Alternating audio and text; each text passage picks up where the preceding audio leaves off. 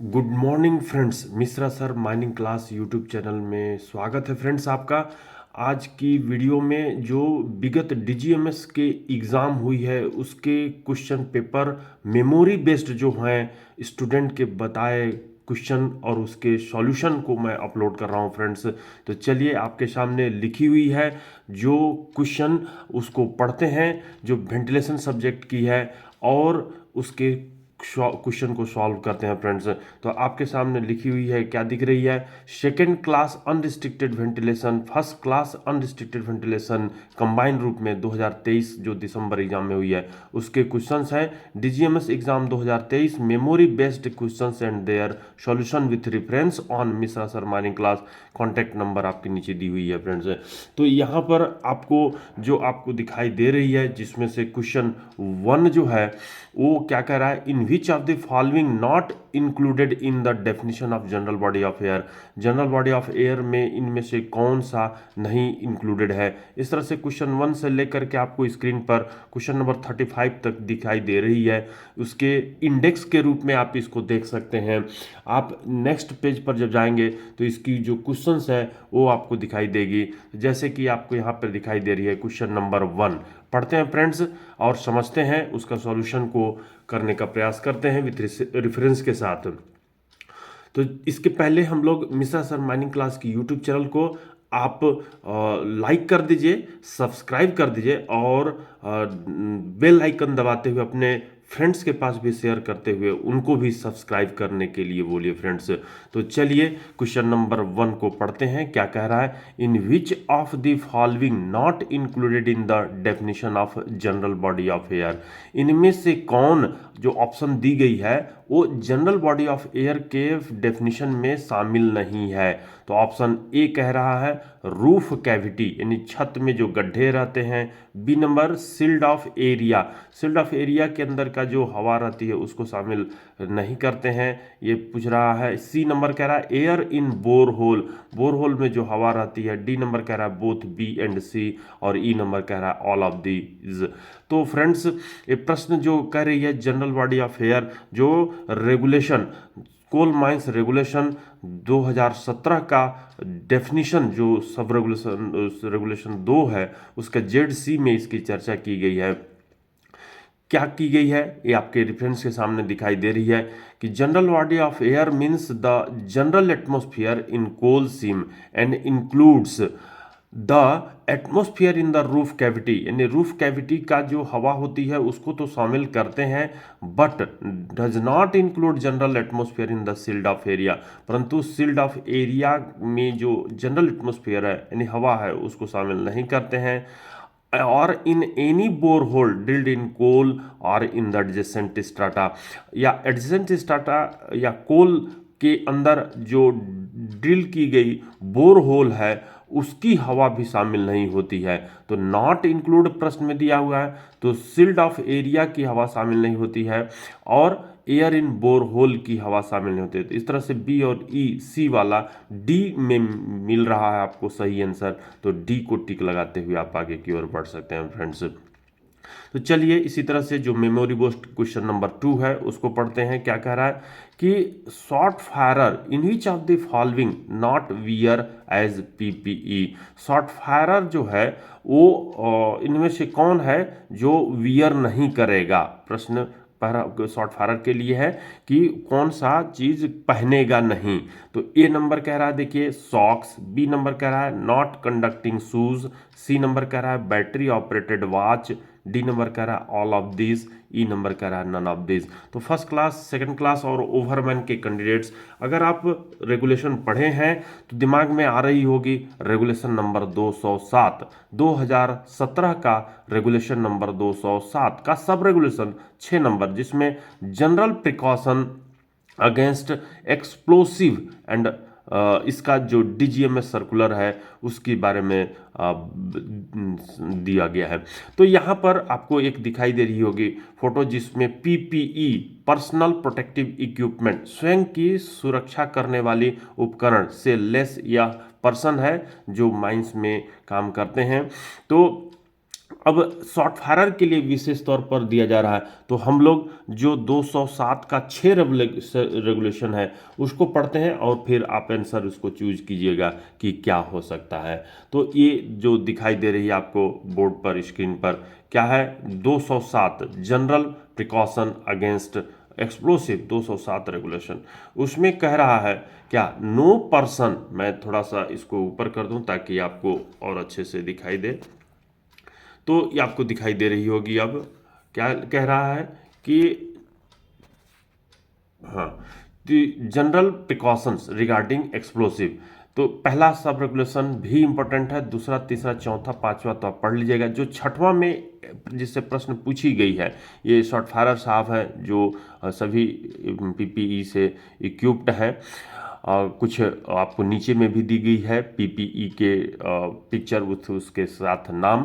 तो short fire and their helpers shall not use battery operated watch, यानी कि जो घड़ी पहनते हैं वो बैटरी ऑपरेटेड वॉच नहीं होनी चाहिए, मोबाइल फोन उनके पास नहीं होनी चाहिए, क्लोथ, सिंथेटिक क्लोथ्स और सॉक्स, सिंथेटिक का क्लॉथ और सिंथेटिक का ही सॉक्स जो है उनको नहीं पहनना है, यूज नहीं करना है।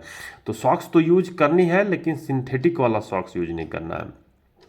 Use only conductive type of footwear, जो उनका जूता होगा, जो ये जूता पहने हुए हैं, ये कंडक्टिव टाइप का फुटवियर हो, कि अगर उनको कोई शॉक लगती भी है किसी कारण से तो वो शॉक जो है अर्थ में चला जाए। इन केस आप जूता के थ्रू, इन केस आप लेदर शू, अगर लेदर का शू पहनते हैं, बूट पहन रहे हैं, the sole shall also be the leather, तो उसका सोल भी जो होगा लेदर का होगा, और विदाउट हॉब नेल्स का होगा, उसमें हॉब नेल्स नहीं होंगे।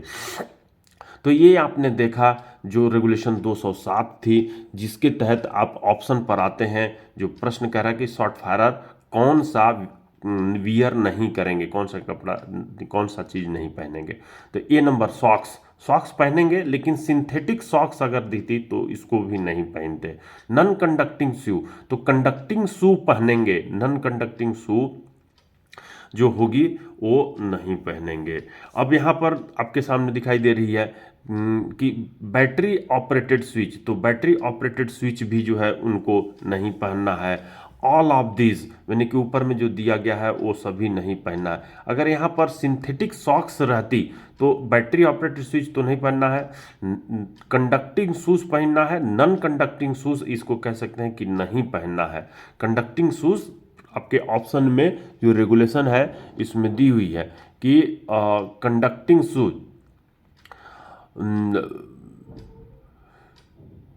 Use only conducting type of footwear, conducting type का, वहाँ नॉन कंडक्टिंग में दिया हुआ है, तो नॉन कंडक्टिंग शूज आपको नहीं पहननी है, कंडक्टिंग टाइप से शूज पहननी है। तो इस तरह से ये सिंथेटिक सॉक्स ही समझना है कि सिंथेटिक सॉक्स के बारे में कह रहा है। तो इस तरह से ऑल ऑफ दीज आप इसको टिक लगा सकते हैं, डी नंबर को टिक लगा सकते हैं। तो ये डी नंबर को टिक लगा दीजिए। और ये जो है, क्योंकि मेमोरी बेस्ड क्वेश्चन है तो इसको मैं शॉर्ट कर रहा हूँ और यहाँ पर इसको सिंथेटिक शॉक्स लिख दे रहा हूँ, सिंथेटिक शॉक्स। तो ये ऑल ऑफ दीज जो होगी वो नहीं पहनेंगे। चलिए मैं और बड़ा कर दूं स्लाइड शो की तहत से ताकि और आपको अच्छे से दिखाई दे। ये बड़ा हो गई। अब आप जो है अगले प्रश्न पर आते हैं। आंसर डी को आप टिक लगा लिए हैं, ऑल ऑफ दिस को नहीं पहनेंगे, ऑल ऑफ दिस।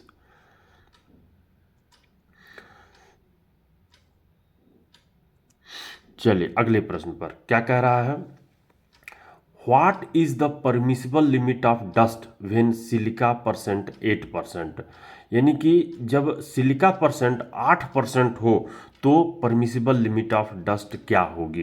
तो ये जैसे ही आप ऑप्शन में दी हुई है, not less, not greater than 1.25%, not greater than 1.20%, not greater than 1.12%, not greater than 1.18%, none of the above.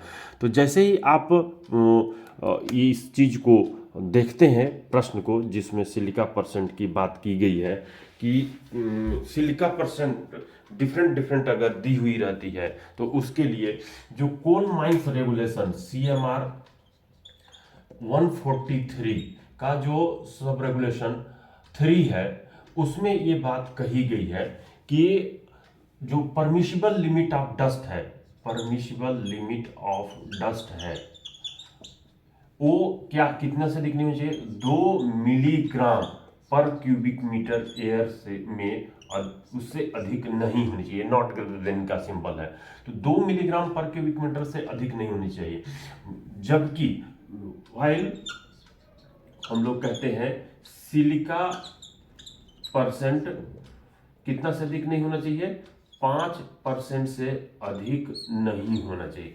तो आपके प्रश्न में 5% से तो अधिक दी हुई है, तो 5% से अधिक दी गई। इसके लिए इसी रेगुलेशन में, इसी सब रेगुलेशन में आपसे कहता है कि इफ सिलिका परसेंट, सिलिका जिसको आप कहते हो SiO2, silica percent more than 5% हो, 5% से मोर देन हो, देन उस केस में आप निकालने के लिए कहते हो कि 10 अपॉन सिलिका परसेंट, ये जो है 10 अपॉन सिलिका, देन PL यानी कि परमिसिबल लिमिट, इससे अधिक नहीं होना चाहिए, इससे अधिक नहीं होना चाहिए। तो PL क्या हो जाएगी आपके लिए, जो कि नॉट ग्रेटर देन होगी 10 अपॉन आपका 8% प्रश्न में दिया हुआ है, तो 8 से इसको डिवाइड कीजिए, 8 एकम 8, 2 बचेगी 20 होगा, 8 दूनी 16 और 4 बचेगी 40, 8 पंचे 40, 1.25%, यानी कि 1.25% से अधिक नहीं होगी। आपके खदान का अगर प्रैक्टिकली देखा जाए तो आपके खदान का जो परमिसिबल लिमिट होगी वो 1.25% से अधिक डस्ट नहीं होगी। कितनी? मिलीग्राम में, मिलीग्राम पर क्यूबिक मीटर, यानी 1 क्यूबिक मीटर के हवा में जो डस्ट होगी वो 1.25% से अधिक नहीं होगी। इस तरीके से पहले की वीडियो में भी अपलोडेड है, और साथ ही जो रेगुलेशन 143 है वो मिश्रा सर माइनिंग क्लास की यूट्यूब चैनल में पहले से ही अपलोडेड है। उसको आप देख करके, जैसे ही आप यूट्यूब में बोलेंगे precaution against dust on Mishra sir mining class, तो आपको वो रेगुलेशन दिखाई देने लगेगी जिसकी हम लोग चर्चा कर रहे हैं, 143 रेगुलेशन प्रिकॉशन अगेंस्ट डस्ट की, तो आपको स्क्रीन में दिखाई दे रही होगी। और आगे की ओर हम लोग चलते हैं, अगला प्रश्न पढ़ते हैं। तो इस तरह से इसमें कौन सा ऑप्शन को टिक लगाएंगे? जो आपके सामने दिखाई दे रही है ए नंबर को टिक लगाएंगे।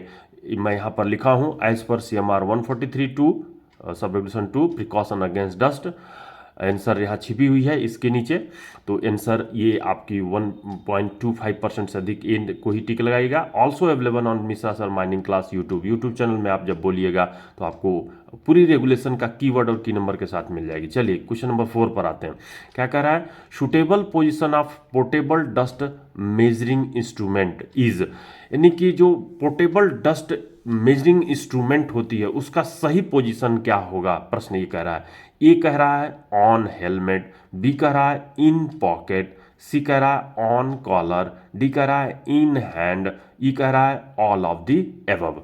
तो जैसे ही पोर्टेबल डस्ट मेजरिंग इंस्ट्रूमेंट, यानी कि जो आप गले में लटका करके ऑपरेटर को, या फिर जो है आप पर्सन जो जितने होते हैं जो जिसके संबंध में GSR 978E में इसकी चर्चा की गई है, जनरल स्टैट्यूटरी रूल 978E में इसकी चर्चा की गई है, जो CMR 143(2) के तहत ही बताई गई है कि कहाँ पर रखनी है, कौन सा? जो पोर्टेबल डस्ट सैंपलर होता है। वैसे इस पिक्चर में आप देख रहे हैं, मैं पीछे चला जाऊं, हाँ, कि ये सैम्पलिंग हेड यहाँ पर आपको दिखाई दे रही है। जो ये पर्सन पहने हैं, ओवरमैन हो सकते हैं, माइनिंग सरदार होते हैं, कौन कौन इसको वियर कर सकते हैं, ये आपको GSR 978E में दी हुई है।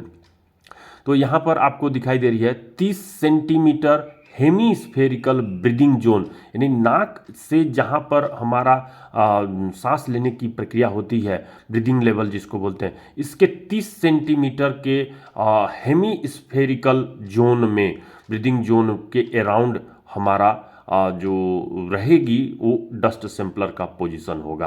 तो ये कॉलर जो है 30 सेंटीमीटर आती है। 30 सेंटीमीटर कहने का मतलब कि जो बड़ी वाली घर में स्केल इस्तेमाल होती है जो 1 फीट होती है, तो 1 फीट के अराउंड में आप उसको इंस्टॉल कर सकते हैं और जितना उसके नज़दीक हो सके। तो यहाँ ऑन कॉलर हमारे हिसाब से ऑन कॉलर सी नंबर को आप टिक लगाइएगा, जो आपको पिक्चर में भी दिखाई दे रही है।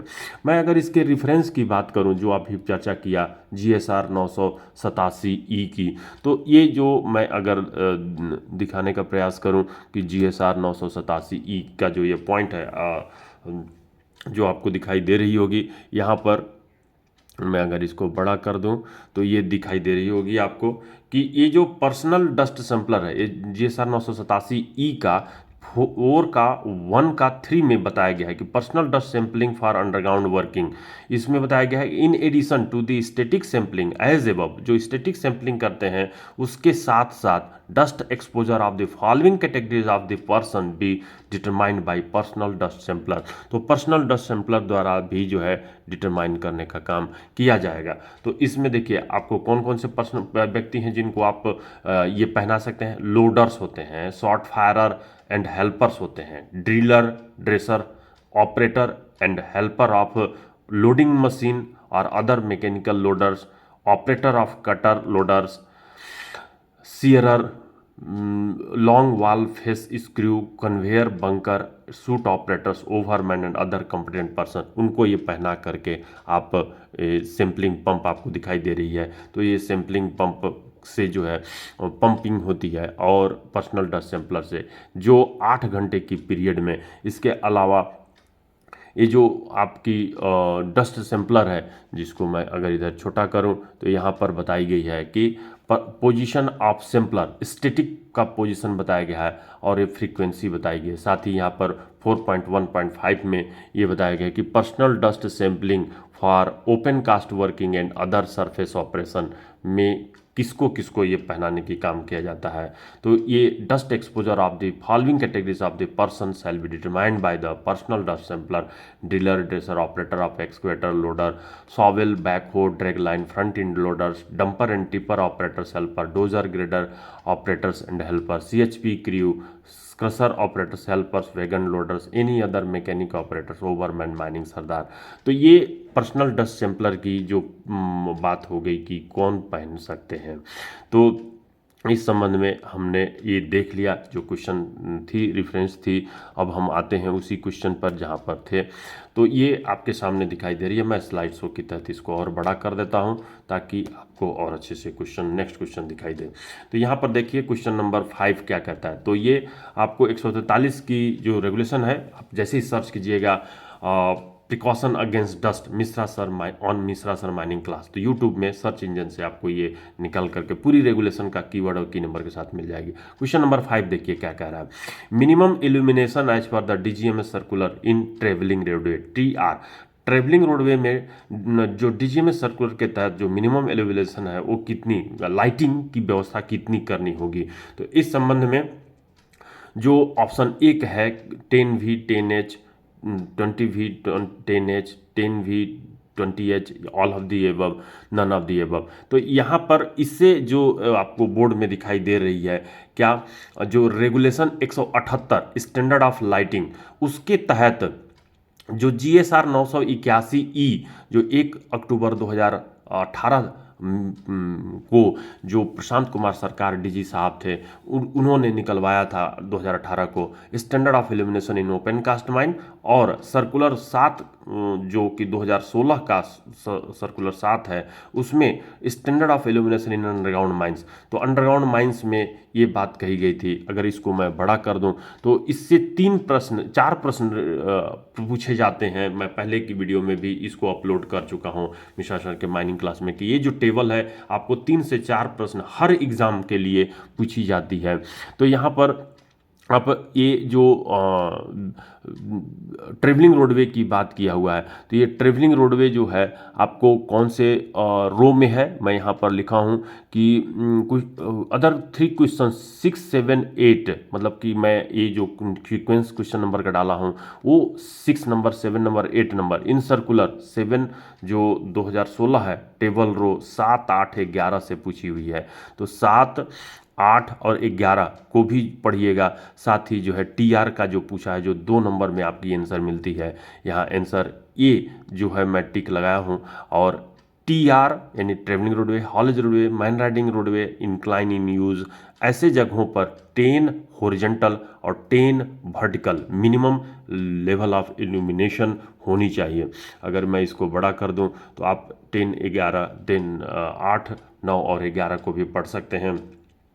तो इसमें आपको दिख रही होगी कि इलेक्ट्रिकल सब स्टेशन जो होती है या सरफेस वर्कशॉप होती है, वहाँ पर 100H आपको हॉरिजॉन्टल लक्स की ज़रूरत है और 50 लक्स वर्टिकल की ज़रूरत पड़ेगी। तो इस तरीके से आप ये कह सकते हैं कि इलेक्ट्रिकल सब स्टेशन और वर्कशॉप में 100H और 10V की एक प्रश्न इससे पूछी गई है। 9 नंबर में place of operation of electrical apparatus equipment, तो कोई इलेक्ट्रिकल एपरेटस है या इक्विपमेंट है उसका ऑपरेशन कर रहे हैं, तो वैसे स्थानों पर लाइट कितनी होनी चाहिए, तो 20H और 20V का होना चाहिए। और 11 नंबर से पूछा है कोई स्टोइंग है, फिलिंग एरिया है या जनरल वर्किंग एरिया है, वहाँ पर 10H की स्टैंडर्ड वाली लाइट लक्स में होनी चाहिए। तो ये आपने देखा क्वेश्चन नंबर 5 जो कि आपके सामने थी। मैं अगला पेज पर आता हूँ जो क्वेश्चन नंबर 6 आपको देगी। तो 7, 8, 9, 6, 7, 8 जो ये प्रश्न है, 3 प्रश्न इल्यूमिनेशन, स्टैंडर्ड ऑफ इल्यूमिनेशन से ही पूछा है, जिसकी चर्चा हम लोग कर लिए। क्वेश्चन नंबर 9 जो आपको मेरे कर्सर के साथ नज़र अगर मूव कर रहे होंगे तो आपको दिखाई दे रही होगी। तो ये मैं छोटा कर दिया, फिर से इसको स्लाइड शो के तहत बड़ा कर देता हूँ। तो ये आपको क्वेश्चन नंबर 9 दिखाई दे रही होगी। थोड़ा सा और अगर झुका दूँ तो आपको अच्छे से दिखाई दे। चलिए, तो ये क्वेश्चन नंबर 9 पढ़ते हैं। क्या कह रहा है, without permission of CIM faces of development heading not drive when faces comes with in how much distance of water locked area. मतलब कि CIM के परमिशन के बिना जो डेवलपमेंट फेसेस होती है उसको ड्राइव नहीं करना है जब वाटर लॉक्ड एरिया की कितना मीटर डिस्टेंस में फेस पहुंच जाती है। तो इस संबंध में जैसे ही आप पढ़ते हैं तो CMR 150-3 आपको दिखाई देती है, डेंजर फ्रॉम अंडरग्राउंड इनंडेशन। और जैसे ही आप मिश्रा सर माइनिंग क्लास की यूट्यूब चैनल पर आप बोलते हैं डेंजर फ्रॉम अंडरग्राउंड इनंडेशन, तो वो danger from underground inundation on Mishra sir mining class, तो आपको वो पूरी रेगुलेशन की कीवर्ड और की नंबर फोटो के साथ मिल जाएगी। तो ये प्रश्न जो सब रेगुलेशन 3 से पूछा है, जिसमें ये कहा गया है कि 60 मीटर के अंदर में अगर आपकी फेस पहुंच जाती है तो आप उसके आगे फेस को ड्राइव नहीं करेंगे।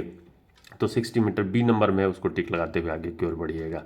उसके अलावा जो क्वेश्चन 9 के बाद जो 10 है या फिर जो 11, 12, 13, 14, 15 है, ये जो प्रश्न है ये एक ही फार्मूले पर बेस्ड है जो कि equivalent orifice of the mine कहा गया है। एंड ऑल्सो अदर 6 क्वेश्चंस भी जो है जो कि 11, 12, 13, 14, 15 ये सभी questions equivalent orifice of the mine है जो कि एरिया निकालने पर बात की जाती है। तो सबसे पहले equivalent orifice of the mine, ये क्वेश्चन नंबर आपका 12 है जो कि equivalent orifice of the mine पर है। उसी के साथ जो है आपकी ये 13 है, ये 14 है, ये 15 है। तो इस तरह से जो क्वेश्चंस आपके हैं equivalent orifice of the mine वाले उसकी हम लोग ये चर्चा करते हैं। यहाँ पर प्रश्न दिए गए कि the orifice of passage of fan in 8 metre square, what will be the new orifice in metre square if the internal resistance is double. Internal resistance को अगर डबल की जाती है तो मैं बोर्ड में आता हूँ और सबसे पहले equivalent orifice of the mine को समझते हैं कि क्या होता है। तो फ्रेंड्स चलिए equivalent orifice of the mine को हम लोग पहले सब समझते हैं। तो जैसे एक चादर, एक प्लेट रहती है, उस प्लेट में जो होल रहता है उस होल में उतनी ही हवा फ्लो होती है जितना कि खदान का जो शाफ्ट है या इंक्लाइन है उसमें हवा फ्लो होती है।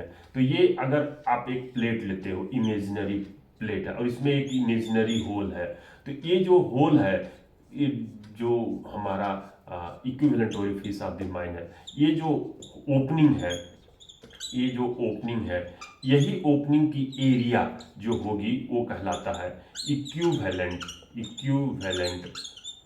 Orifice of mine.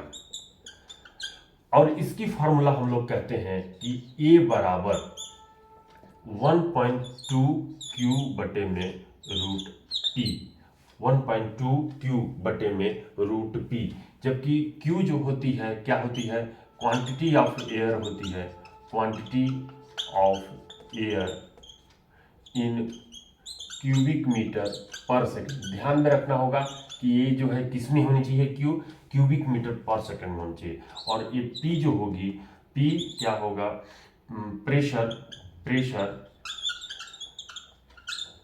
In mm of water gauge में होगी और kg पर मीटर स्क्वायर में होगी। तो ये आपको प्रेशर होगी mm ऑफ वाटर गॉज में या kg पर मीटर स्क्वायर। यही अगर पास्कल में रहती है तो वो जो है बदल जाती है। ये जो होगी प्रेशर पास्कल में ही होगी, ये जो होगी प्रेशर पास्कल में होगी। प्रेशर ये किस में होगी, प्रेशर इन पास्कल में होगी। अब अगर प्रश्न में आपको दी रहती क्या चीज, if P in mm of water gauge, अगर ये रहती है तो उस केस में आप फॉर्मूला अपनाते हो ए बराबर 0.385 क्यू अपॉन रूट पी, या इसी को कहते हो आप क्या चीज 0.385 अपॉन रूट आर।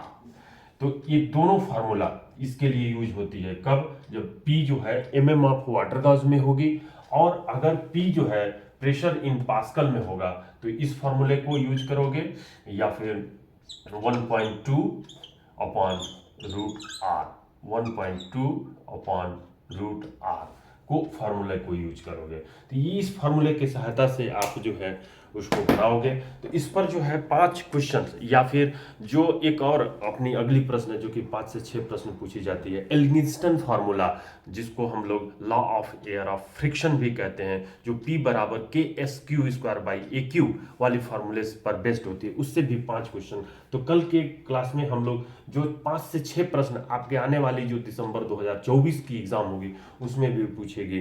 तो हम लोग जो होगी 1 से 10 तक ये मान के चलिए कि आज की वीडियो में अपलोड हो गई है। और ये जो प्रश्न थी जिसमें ये बात कही गई थी, इसका ऑप्शन देखते हुए आंसर देख लीजिए, फिर हम लोग कल से 11वें प्रश्न से आगे की ओर बढ़ेंगे। कल की वीडियो में आपको अपलोड होगी। The orifice of passage if an in 8 metre square, A का वैल्यू यहाँ 8 मीटर स्क्वायर दिया हुआ है। What will the new orifice in metre square if the internal resistance is double, R को जो है डबल्ड कर दिया जा रहा है। तो अगर इसको मैं छोटा कर दूं और इस टैग को, मिश्रा सर माइनिंग क्लास के टैग को अगर हटा दूं तो आपको यहाँ दिखाई देने लगेगी कि ए बराबर 1.2 रूट आर, फॉर्मूला हम लोग देखें, या बिकॉज A1 जो होती है रूट A1 बटे A2 जो ये इन्वर्सली प्रोपोर्शनल होती है। अभी हम लोग प्रश्न में देखें कि स्क्वायर रूट का इन्वर्सली प्रोपोर्शनल होती है, तो A1 बटे A2 जो होगी वो रूट R2 बटे R1 होगी। यानी कि क्योंकि ए जो है इन्वर्सली प्रोपोर्शनल है, A1 ऊपर रख रहे हैं तो यहाँ R2 ऊपर होगी, बस ये बात ध्यान रखना। इस आधार पर A2 बराबर कहेंगे तो क्रॉस मल्टीप्लिकेशन करके रूट R1 और A1 का ये गुना हो जाता है, बटे में रूट R2 आ जाती है। और वैल्यू को रखना है, A1 8 दिया हुआ है, रूट R को रूट R ही रहने दीजिए, लेकिन R2 को जो डबल की जा रही है उसको 2R करिए। तो ये जो r और 2r है वो कट जाएगी। √2 का वैल्यू 1.414 होता है। 8 को अगर इससे भाग देते हैं तो आपको 5.65 स्क्वायर मीटर होता है। इस तरह से आंसर सी को आप टिक लगाइएगा। इस तरह का जो और भी जो प्रश्न है उसको हम लोग कल की वीडियो में देखेंगे फ्रेंड्स। तो आप लोग मिश्रा सर माइनिंग क्लास की यूट्यूब चैनल को लाइक कर दिए होंगे, साथ ही सब्सक्राइब करते हुए अपने फ्रेंड्स के पास भी सब्सक्राइब करने के लिए भेज दिए होंगे और उनको भी बेल आइकन दबाने के लिए बोले होंगे, ताकि कोई वीडियो अपलोड होती है तो तुरंत आपको सूचना मिल जाए। चलिए अगले क्लास में फिर से मिलते हैं फ्रेंड्स। Thank you.